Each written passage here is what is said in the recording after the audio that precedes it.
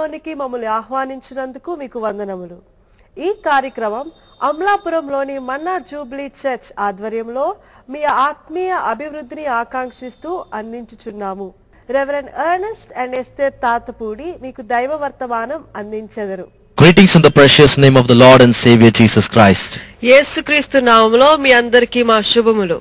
We are very happy to see you all through this Manna Darshanam television program. మన్నా దర్శనం television programme ద్వారా మీ అందరిని కలుసుకోవడం చాలా సంతోషంగా ఉంది. For today's meditation we have taken from 1 Samuel chapter 15 verses 22.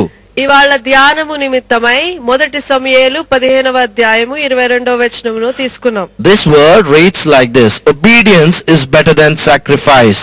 ఆలోచించుము, బలులు అర్పించుట కంటే ఆజ్ఞ గైకొనుటయు పొట్టేళ్లు క్రొవ్వు అర్పించుట కంటే మాట వినుటయు శ్రేష్టము. The Bible tells you that you should be obedient to God. Bible మనకి ఏం చెబుతుందంటే మనము దేవునికి విధేయులమై ఉండాలి. In all the way that the Bible, when you research over it, it tells that the many people didn't obey the word of God. మనం బైబిల్లో చూచినప్పుడు అనేక మంది దేవునికి అవిధేయులుగా ఉన్నారు. This obedience means, అయితే విధేయత అంటే ఏంటో మనం చూద్దామా? obedience means be submissive to the authority. విధేయత అనగా అధికారమునకు లోబడి ఉండుట. Who is in the authority then? అయితే అధికారంలో ఎవరున్నారు? The God is a person who is in the authority. మొట్టమొదటిగా దేవుడు అధికారంలో ఉన్నారు. The second thing is the government is in authority. రెండవదిగా ప్రభుత్వము అధికారంలో ఉన్నది. Your parents are in the authority. నీ తల్లిదండ్రులు అధికారంలో ఉన్నారు. Your elders are on the authority. మీ ఇంటిలో పెద్దలు అధికారంలో ఉన్నారు. The teacher who teaches you in the school is in authority. మీ స్కూలులో ఉన్న టీచర్స్ అధికారంలో ఉన్నారు. And the pastor who is pastoring you is in authority. మీ సంఘంలో ఉన్న పాస్టర్ గారు అధికారంలో ఉన్నారు. But Bible says that you should be obedient to him. అయితే బైబిల్ ఏం చెబుతుందంటే మనం అధికారమునకు లోబడి ఉండాలని బైబిల్ చెబుతుంది. Many of us we try to give sacrifices rather than obedience with God. మన జీవితంలో చాలా విషయాల్ని మనం బలులు అర్పిస్తాము గాని అవిధేయతతో మనం ఉంటాం. You can see failures in our life. మన జీవితంలో అనేకమైన ఫెయిల్యూర్స్ మనం చూస్తాం. Why our life has curses and pain and sufferings? మన జీవితంలో అనేకమైన బాధలు అనేకమైన శాపములు ఎందుకు మనం చూస్తున్నాం? Why we have been filled with tears? మన జీవితంలో కన్నీరుతో మనం ఎందుకు నింపబడి ఉన్నాం? Why our days have become tearful? మన జీవితంలో బాధతో ఎందుకు నింపబడి ఉన్నాయి? Why everyone has left you alone on this day? ఎందుకు నీ జీవితంలో ప్రతి ఒక్కరు నిన్ను విడిచిపెట్టి ఉన్నారు? Because you are not obedient to God. ఎందుకంటే నువ్వు దేవునికి అవిధేయుడిగా ఉన్నావు. When you are not obedient to God, you are raising yourself against God. నీవు ఎప్పుడైతే దేవునికి అవిధేయుడిగా ఉంటావో నువ్వు దేవునికి వ్యతిరేకుడిగా నువ్వు తయారవుతున్నావు. In Bible there is a one person in the Old Testament called as Abraham. Abraham అని పాత నిబంధనలో ఒక వ్యక్తి ఉన్నారు. You can read in Hebrews chapter 11 verse 8. Hebrew పత్రిక 11వ అధ్యాయము 8వ వచనంలో మనం చదివితే, Faith Abraham obeyed when he was called to go out to the place which he would receive as an inheritance.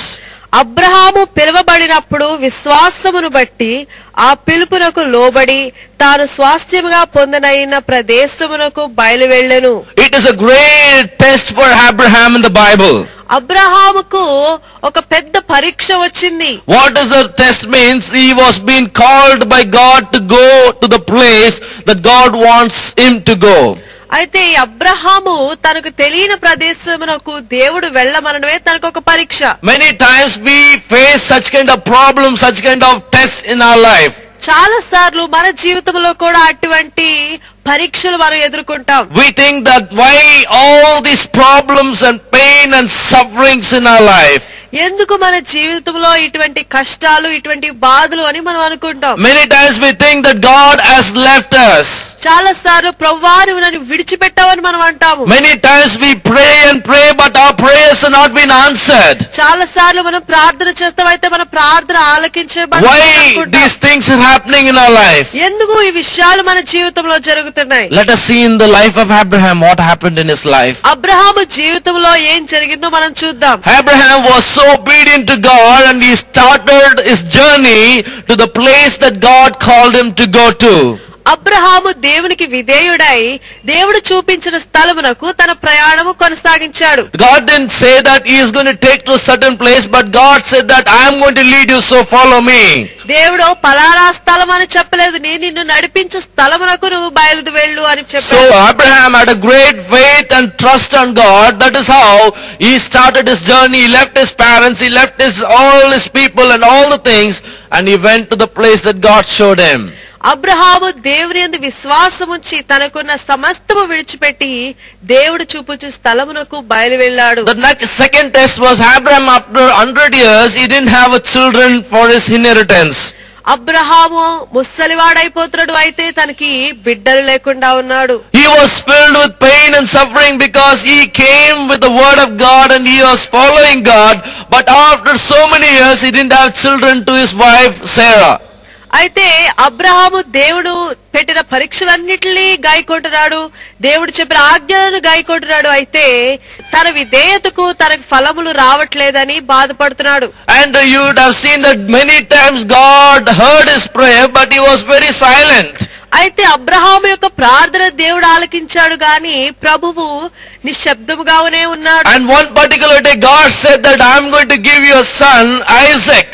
అయితే ఒకానొక దినమున అబ్రహాముతో ప్రభు చెబుతున్నాడు, నీకొక కుమారుణ్ణి దయచేస్తాను, అతను పేరు ఇస్సాకు అని నువ్వు పెట్టుదువు అని చెప్తున్నాడు. So God told to Abraham after his son was born. అయితే అబ్రహాముకి కుమారుడు పుట్టిన తర్వాత Abraham was so happy in his life. Abraham చాలా సంతోషభరితుడయ్యాడు. In his old age he got a son.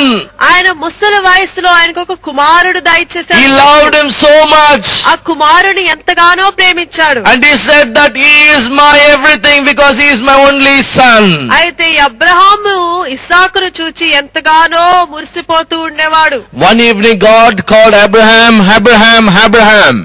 ఒక సాయంత్ర సమయంలో ప్రభు అబ్రహామును పిలిచాడు. And he said that you need to give your son as a sacrifice to me.